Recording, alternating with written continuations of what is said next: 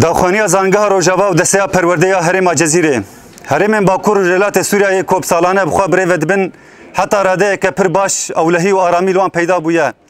ده انجام شورشا گلن هرم ده گلک دستکفتین گران بوها هاتن بدستخستن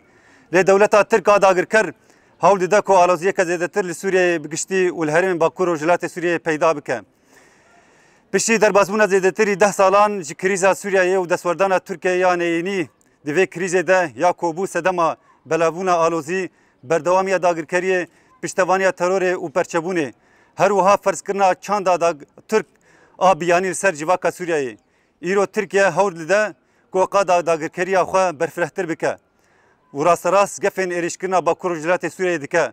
و هول ده کو آرامی دوری به همو آوایان تک ببه میناب کرنا درونان و آرمانج گرتنا کسایت و را درین وی قاده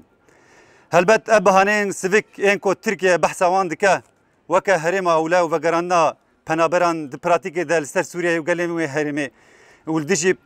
پروژه چارەسەری و هەفاتنا پێکهاتیان سووریای مەترسیەکە مەزنە ئەرمانجا گشتی یادا تورکیە ژی ئەوە کۆگوهرتنێکە دیموغرافیک di navçeyê de û herêmên dîrokiyên ser sînor pêk bîne her wisa van herêman ji neşecihên wê yên resen vala bike mîna kiryanên xerab ên ku li Efrîn serê kaniyê û girê spî pêk aniye lewma herêma me bi metirsiyên mezin rûbirû maye pêwîst e goçîvaka navdewletî li hemberî van gef û kiryaran bêdeng nebîne ev giryanên Tirkiyê li herêmê dê derfetê bide ku bi hezaran malbat û teroristên Daişê birevin û vî awayî dê armancên Daişê ya di vegerê de û pêkaniya tiştên ku di zindana pêşesaziya Hesekê de bi dest nexistine pêk were nexasim asa belavûna wê û vî awayî ji bo tevahî cîhanê metirsiyên mezin çê dike